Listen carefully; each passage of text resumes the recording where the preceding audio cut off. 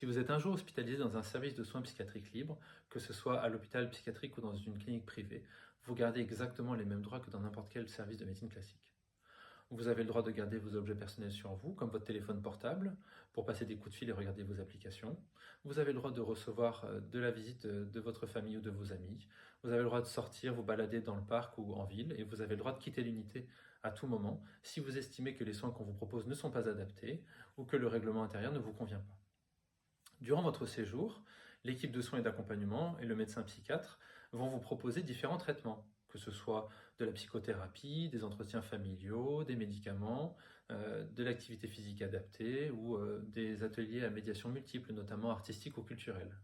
Face à ce panel de propositions, c'est vous qui décidez ce que vous prenez, ce que vous ne prenez pas.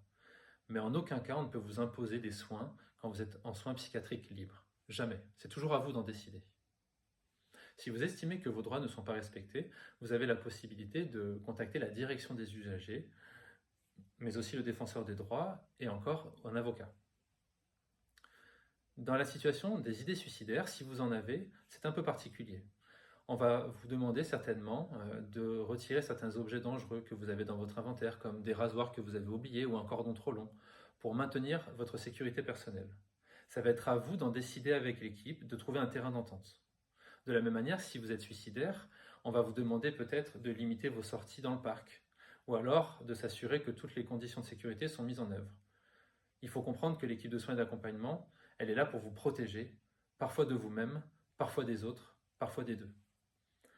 Si jamais vous voulez quitter un soin psychiatrique libre et que le psychiatre est très inquiet, il peut quand même vous garder contre votre volonté et on bascule à partir de ce moment-là dans ce qu'on appelle les soins sans consentement qui feront l'objet d'une autre vidéo.